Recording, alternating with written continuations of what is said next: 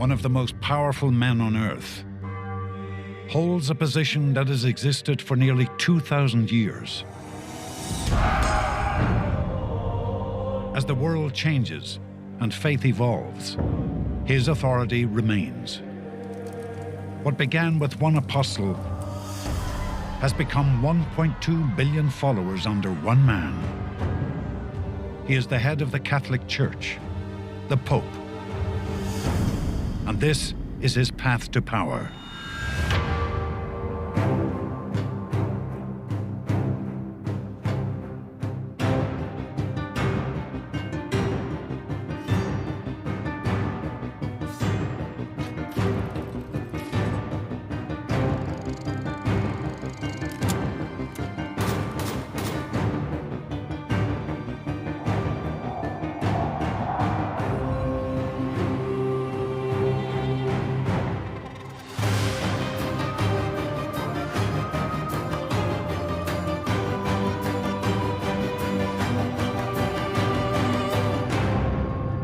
In this episode, never-before-seen artifacts from the earliest days of Christianity show how a small group of rebels turn an illegal movement into the largest religion on the planet, and how, against all odds, the papacy endures.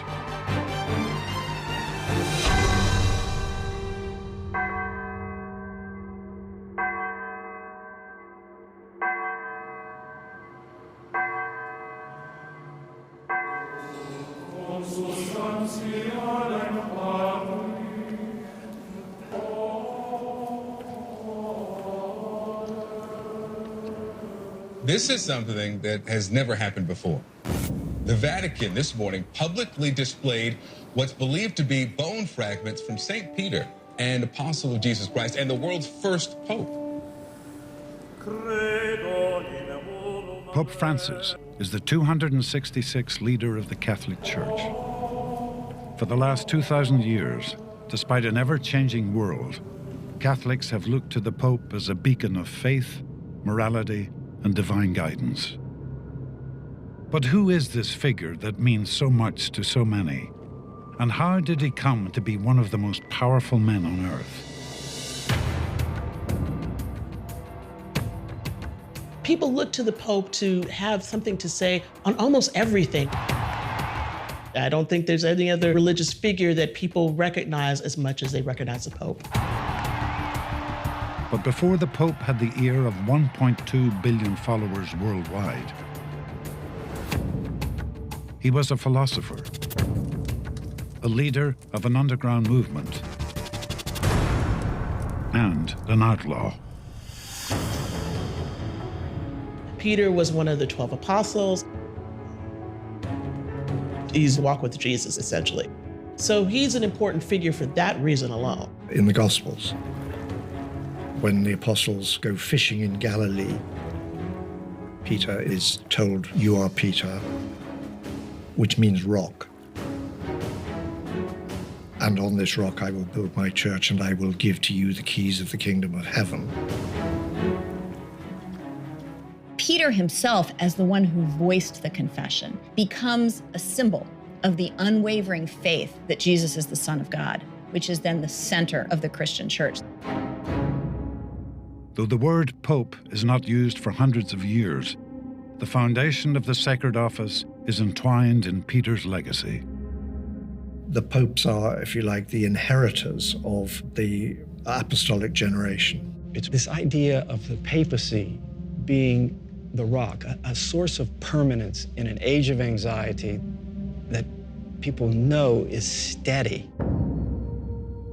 Peter preaches that Jesus Christ died for the sins of man, and accepting that truth is the key to salvation.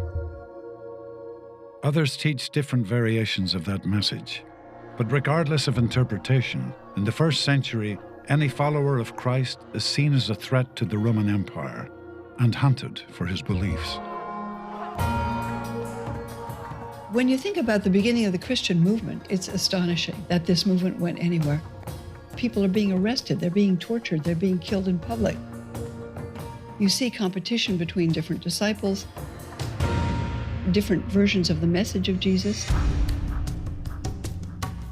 All of Christ's followers spread throughout the Mediterranean, preaching his message. But the apostles are the men on earth who actually walked with Jesus himself. There were all of these different cities that had healthy Christian churches in them. But the only one that actually had an apostle at its head was the church in Rome, which was where Peter was centered. Rome is a giant empire. If you're a Christian, then you're saying that you believe in a man, Jesus, who is a king above all kings and not the Roman king. You are putting yourself in opposition to the Roman Empire. And that becomes a really dangerous situation for early Christians. Despite the dangers facing Christians in Rome, Peter holds secret gatherings where he preaches the word of Christ. Rome is a society which is 75 to 80% slaves. Slaves are not human. They can't marry. They can be bought and sold. They can be whipped and raped. So suddenly there's this movement that's saying, you're a person with dignity who's created in the image of God, and that makes you worthwhile. So that's part of the power of this Christian movement. Christ's message strikes a chord with the most downtrodden members of Roman society, and Peter's meetings become more and more popular. Inevitably, he catches the eye of one of the cruelest and most sadistic rulers in Roman history, Emperor Nero. In the summer of 64 AD, a raging fire burns Rome for 6 days, destroying 2/3 of the city. People say that Emperor Nero started the fire so he could advance his own building projects. Some of Rome needed to catch on fire so that he could build the kinds of temples and things that he wanted to honor himself.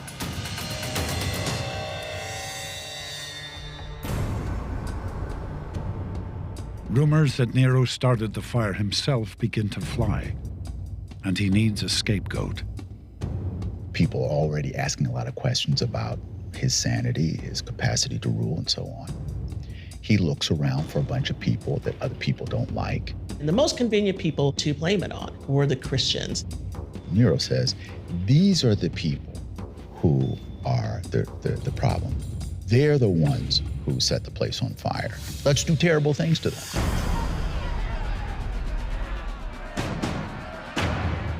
Nero orders his soldiers to round up as many Christians as they can find. Nero had them hung to poles and burned alive in his gardens. He had some of them torn up by wild animals.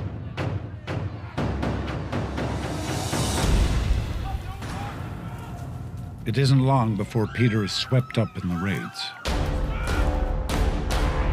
He is convicted of insurrection and sentenced to die on the cross. He is crucified upside down, which is a really horrible way to die. He says that he does not want to die the same way that his Lord and Savior dies. He wants to die upside down because he's not worthy to die in the same way that Jesus died. Peter's death is a devastating loss to the early Christian community. But dying in the name of his God makes him a martyr and secures his legacy as the first true leader of the church that will one day become the most powerful force on the planet. History names Peter the first pope.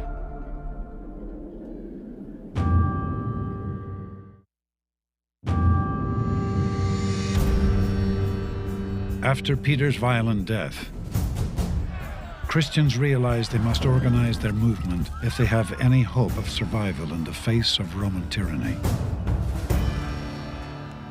They thought rather like the American revolutionaries. As one of them said, we all have to hang together or we shall surely all hang separately. They created an agreement with a set of rules.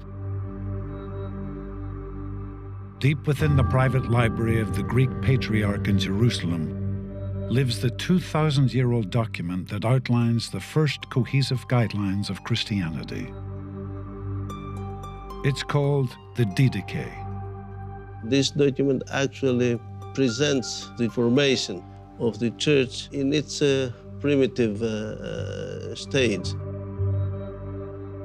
This sacred text was lost until 1883, when a Greek translation from the 11th century was found.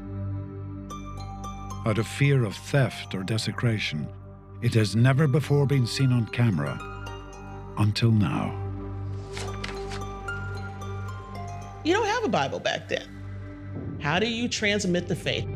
How do you tell them how to behave? How do you tell them what to do in a service? The DDK does all of that for you.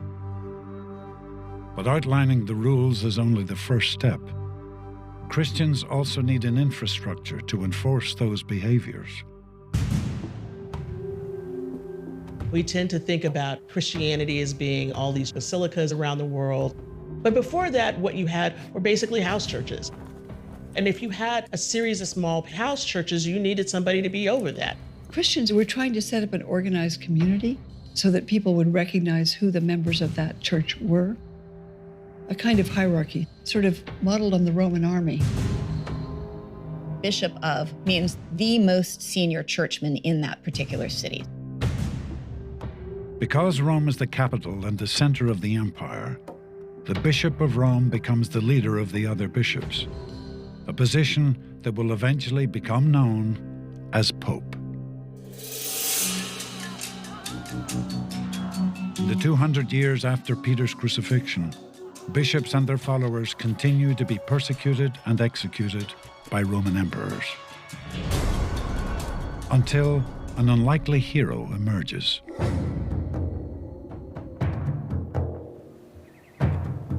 Constantine was a great military commander, and when it was his turn to become a junior emperor, he decided to fight his competition. Constantine, the pagan commander of Rome's Western army, declares war on the commander of the East to decide who will be sole emperor of Rome. And the day before the battle, he has a startling vision. He looks up and he sees the sign of the cross. And he thought it was a promise from Jesus that he would win the battle.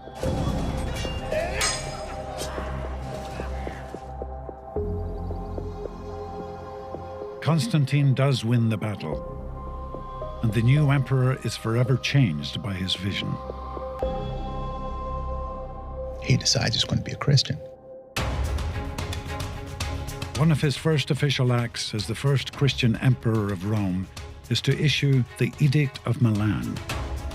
This not only makes Christianity legal, but favored. This is the big one. For the first time, a Roman emperor decided to ally with the church. That meant the whole of the known world was at the disposal of the church. As Constantine moves Christianity from outlawed to exalted, church and state become intertwined.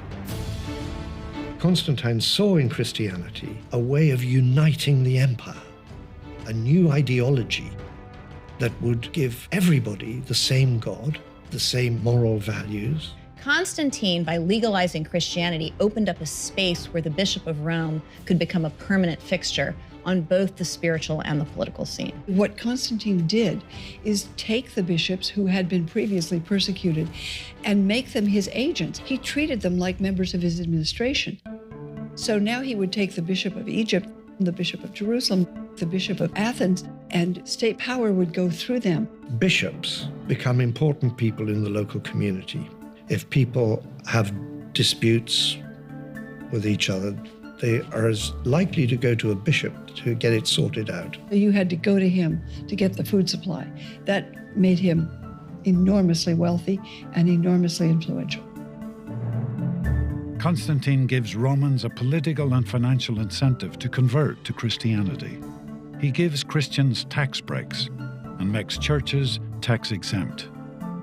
Constantine is the reason why churches are now in the U.S. tax-free entities. Constantine is the reason why churches have this special status. From the time of Constantine, the church had been the ally of the emperor, and the church became the ally of rulers as rulers became Christian. There was no feeling that there should be a separation between church and state. Church and state worked together. To honor his newfound faith, Constantine commissioned spectacular building projects in Christ's name throughout the empire. Among the most famous of them, the Church of the Holy Sepulchre in Jerusalem. The Church of the Holy Sepulchre is one of the holiest places in Christendom. The slab on the floor is the place where they say Jesus was originally buried.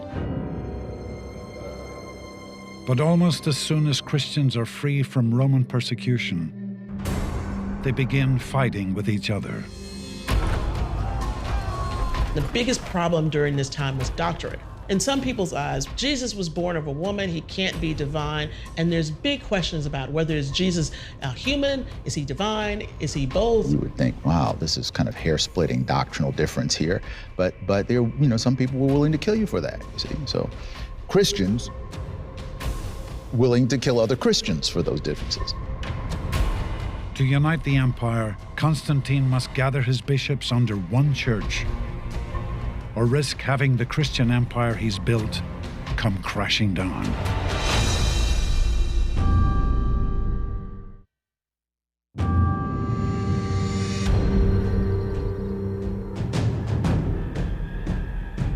Under Constantine and the Bishop of Rome, Christianity has gone from an outlawed sect to the ruling force of the Western world. Constantine was both the head of the state and he was the head of the church. He was still a Roman, and in the old Roman religion, the emperor was also the chief priest. Constantine definitely took that approach to his faith, rather than, what we would now think of as more of a separation of powers. But despite Christianity's new political advantage, after centuries of being persecuted for not believing in the Roman gods, Christians are now killing each other over disputes in church doctrine. Constantine needed a way to bind this empire together. He conquered it, but it was crumbling. He was angry, and he said, look, these things you're quarreling about are just trivial. I stopped the persecutions. You should be grateful. So he called a council to unify the church.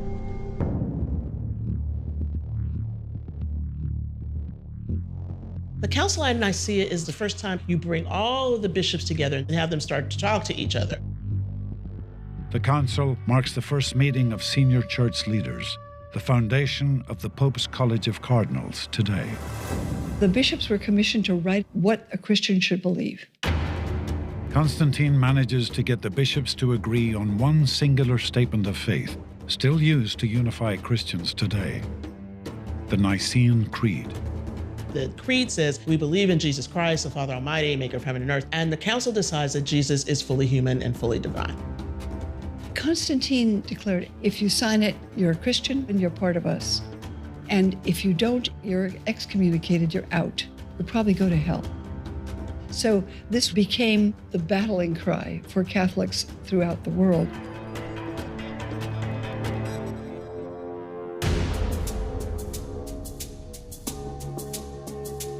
With the church unified after Nicaea, Constantine looks to further stabilize the religious foundation of his empire. He establishes a second hub of church power in the East. He names the new capital after himself and calls it Constantinople. There's a bit of back and forth between Rome and Constantinople. The Christians in the East tend to look at the Christians in the West as just being barbarians. They would say that the Catholics in the West baptized their children in wolf saliva. The Westerners tend to look at the East as being not strong, effete. The hierarchy of clergy under bishops who reported to the Bishop of Rome had been working well. But now, with Constantinople acting as a second capital, there is a second bishop who believes that he should be in charge. There were disputes between the Bishop of Rome, the Bishop of Constantinople. Each one saw himself as a very powerful leader, and each one was competing with the others for authority. Despite Constantine's best efforts to unify his empire under one church, the East and West remain at odds. 7 years after the Council of Nicaea, Constantine dies, leaving the church still divided and Rome without a strong military leader.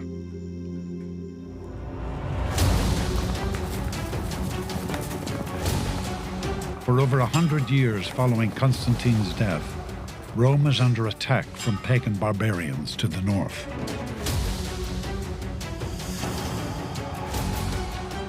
After a series of invasions and bloody clashes, the barbarians overthrow the last emperor of Rome. The Eternal City, once home to 2 million people, is reduced to less than 30,000. Once the political and spiritual center of the empire, Rome is now almost abandoned and stays that way for nearly 200 years. Rome in the 6th century was muddier and messier and perhaps less efficiently governed than it had been in the time of Constantine.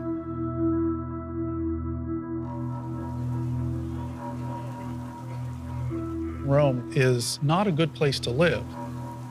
It's very dangerous. The standard of living is very low. Rome was virtually gone. The church's center was in Constantinople. As Rome falls and Constantinople flourishes, much of the church's terminology becomes Greek instead of Latin. The Bishop of Rome begins to be referred to with the Greek word for father, papas, or pope. During this period of barbarian invasions, there is no centralized government left in Rome. The church is the only institution capable of addressing the needs of its suffering community. This is a time when the Pope is not just the head of the church, he's also the ruler of Rome. The people of Rome were enormously dependent on the church as a state.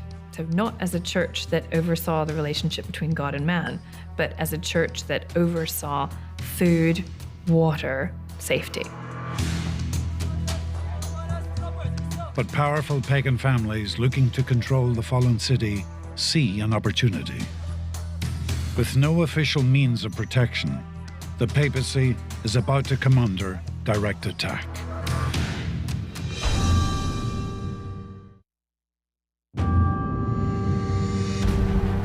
By 795, pagan barbarian families have been battling for control of Rome for almost 2 centuries.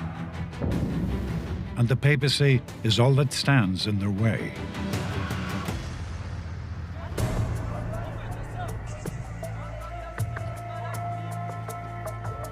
The Lombards are one of the barbarian invaders of the Italian peninsula. They seek to conquer Rome and take over the territory that's being ruled by the papacy.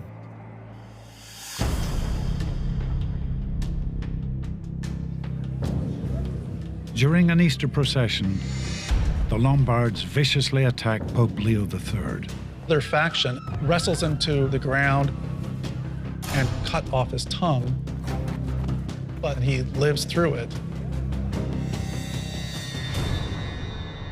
Pope Leo III realizes that he needs protection, and with no army of his own, he must make an alliance.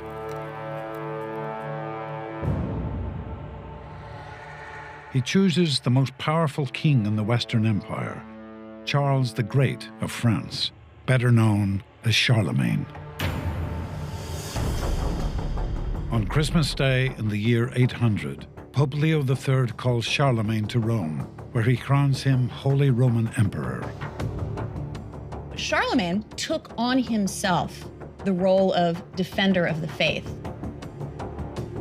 The moment that Leo III crowns Charlemagne is really important because what it does, it puts the church back together with the empire. If you have the Pope crowning a king, that means the Pope is giving that earthly king temporal and divine power. Pope Leo III's decision to crown Charlemagne as Holy Roman Emperor marks the papacy's conscious pivot away from the Eastern Church. The relations between Rome and Eastern Christians had not been good for a while. Charlemagne, in his view, he was now the only legitimate Christian emperor left. as he grew in power, developed a very standoffish relationship with the ruler of Constantinople. And that really is the start of the schism between the Orthodox Church and the Catholic Church. In the 2 centuries after Charlemagne and Pope Leo III unite Western Europe under the papacy in Rome, the eastern part of the empire breaks off and begins to call itself the Greek Orthodox Church under the Patriarch in Constantinople. The word Catholic originally meant universal. Until the 11th century, there was just the one church. It wasn't until the church at Constantinople broke off from its allegiance to the Pope that we begin to see references to the Roman Catholic Church as no longer meaning universal, but meaning the church which is centered at Rome.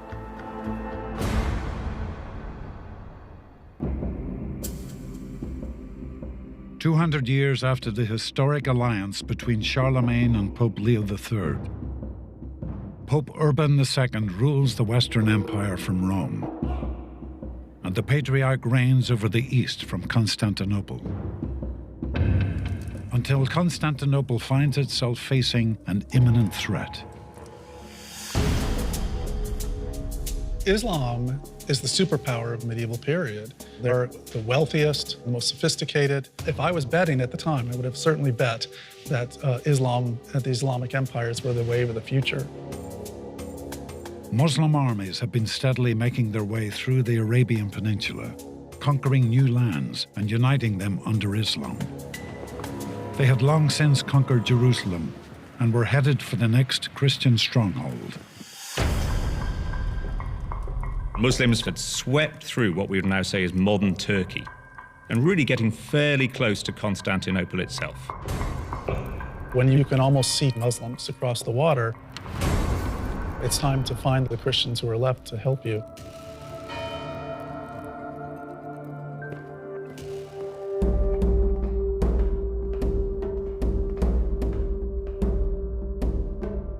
Emperor Alexius I of Constantinople writes to Pope Urban II in Rome, pleading for aid against the Muslims.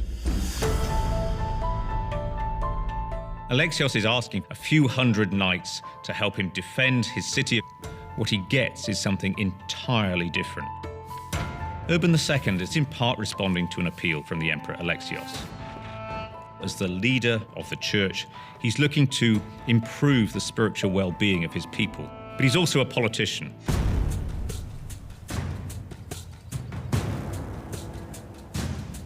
Seeing an opportunity to unite Eastern and Western Christians and solidify his place as their leader, Pope Urban II calls an emergency gathering of clergy, knights, and townspeople. It was probably the most famous speech made during the Middle Ages. Urban told about the plight of Christians in the East who had had their lands conquered, horrible mutilations of nuns and clergy and pilgrims because of their faith. And what Urban did was very clever. Rather than just ask them to go and fight for the East, he also asked them to go all the way to Jerusalem to restore the lands that had been taken by Muslims. The response is amazing. People shout, "Deus vult, God wills it." And this is the moment that crusading begins across Western Europe. Pope Urban was an example of a new kind of pope. Austere, powerful personality, the papacy as a self-consciously rallying, purifying, inspiring force, calling on people to do something extraordinary for God. And it had enormous imaginative power. For the first time, the Pope, a religious leader, once at the mercy of barbarians and dependent upon kings for protection, raises an army and commands a war.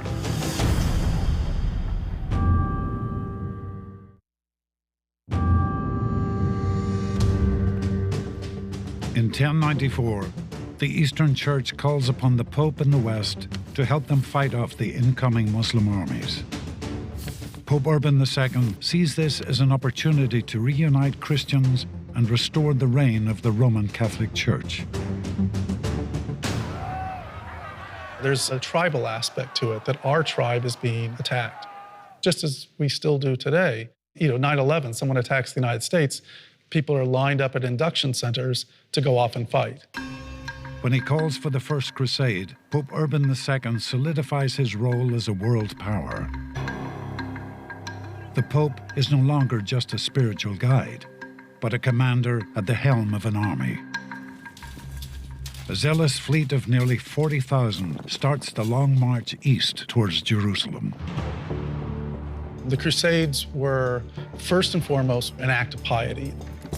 The Crusades are the only case I know of in human history in which you have thousands of warriors marching thousands of miles deep into enemy territory for no good strategic reason. The warriors begin their crusade through the Rhineland in what will become modern-day Germany.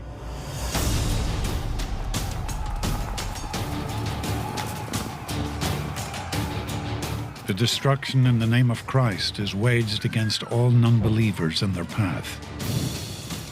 One of the terrible things that this group does is that they attack the Jews of the Rhineland. They decide that the Jews are the people who are responsible for the killing of Christ, and that if they are going to act against the enemies of the church, they will do so at home before they do so abroad.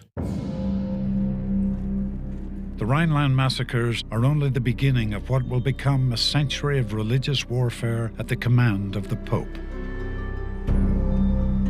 Once the First Crusade gets into Asia Minor, it's into Muslim-held territory.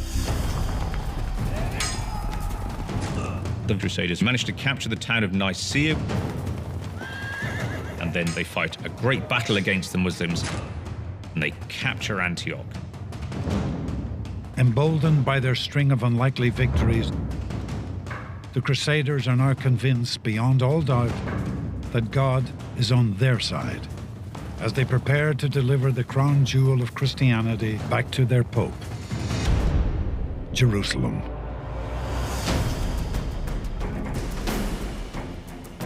Their Lord, Jesus Christ, had had his lands taken, and it was the Crusaders' responsibility, therefore, as his servants, to come to his aid to restore those lands. The Crusaders were extremely violent. They would attack people in their homes. They were mass rapes, killing of children. They would set fire to entire residential neighborhoods. It was horrible. They've succeeded in liberating the city of Jerusalem from the hands of the Muslims. And this, for generations, will be hailed and recognized. After 400 years as a Muslim temple, the Crusaders replaced the crescent atop the sacred Dome of the Rock with a cross and turn it into a church. Partly motivated by religious zeal, partly motivated by simple desire for conquest.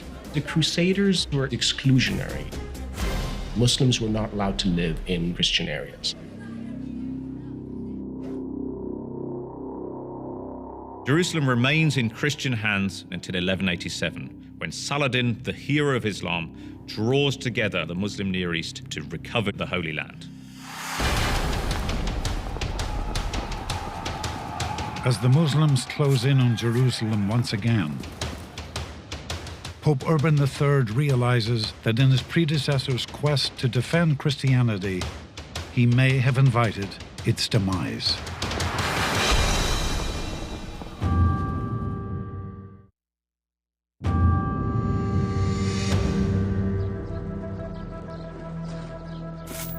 The Pope really has to walk a tight wire when he comes through the Holy Land. You have Judaism, Christianity, and Islam. Massive faiths basically living on top of each other here. In 2014, Pope Francis attempts to unify three major religions, in spite of the centuries of holy war that has divided them. Pope Urban II called for violence in the name of one world under one Catholic Church. And Pope Francis is still working to heal the wounds his predecessor inflicted almost 1,000 years earlier. Religion produces such varied emotions. There is tragedy, there are crimes. It's a story of 2,000 years of such things. And the popes have been part of that story right from the start. In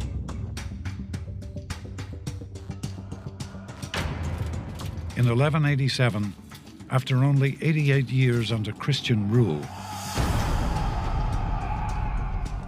Saladin's Muslim army defeats the Crusaders and reclaims the Holy Land for Islam. When Saladin recovers Jerusalem in 1187, some of his people suggest they should destroy the Holy Sepulchre. It is Christ's tomb. And he says, no, let's let it survive. Saladin is a man very much aware of the power of mercy. His rule was very different from that of the Crusaders. Saladin was motivated by his belief that Christians, Jews, and Muslims can and should be able to live peacefully. As a symbol of a new partnership between Christianity and Islam, Saladin entrusts the key to the Church of the Holy Sepulchre to a Muslim family. Even today, it's a Muslim's responsibility to let Christian worshippers in and out of the holiest church in Christendom. Pope Urban III is forced to surrender the notion that Christianity must rule the world and negotiate new relationships with other faiths. The recognition that it's a Christian space that has to be protected by its Muslim rulers, not in the sense of actually preventing people from coming in, but protecting Christians' rights to worship.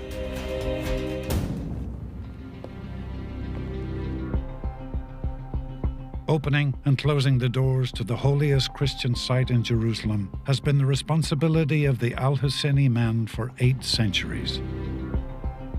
I am the custodian of the Holy Sepulchre Church. We are protecting the church since 1187 until now. Saladin's gesture has come to symbolize much of what the modern papacy represents. Divine leadership in the face of warring religions. When I came every morning to opening the church, standing in front of the gate, I see my father and I see my grandfather and I see also Salah ad-Din al-Ayyubi waiting to open the church. This is an honor.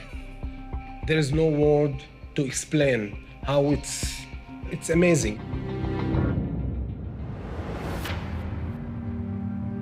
Today, over 1,000 years after the First Crusade, the Temple Mount area of the old city of Jerusalem is still one of the most contested places on earth. A fragile peace holds, and the site seeks to become a shining example of 3 different belief systems' ability to coexist.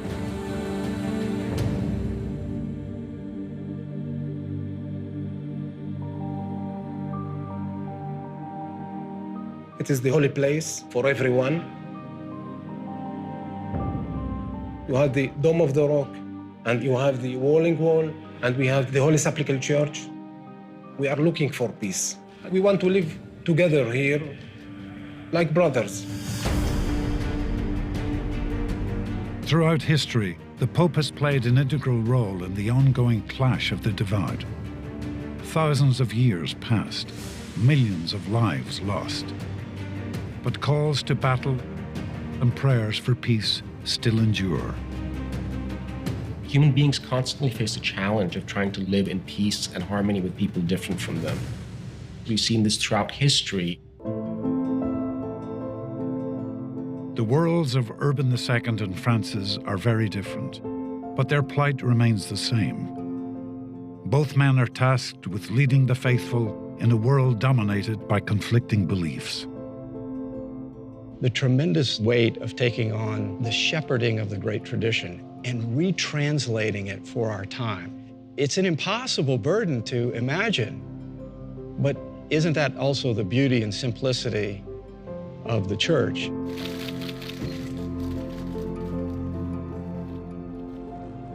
In March of 2000, Pope John Paul II apologizes for the Crusades and the violent campaigns of his predecessors. We are asking forgiveness for the use of violence in the name of truth, and for the attitudes of indifference and hostility taken towards other religions. Modern popes choose to follow the example of Saladin and preach coexistence, unlike Pope Urban II, who chose war.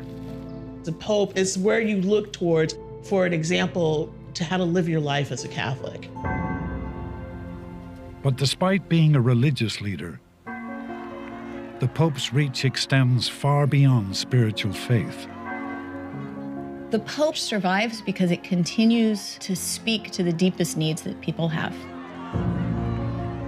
They need to know that someone is looking out for them. And, all earthly institutions are flawed, but to have an institution which is dedicated to looking out in a fatherly manner for people who are lost and astray and suffering, that need will never go away.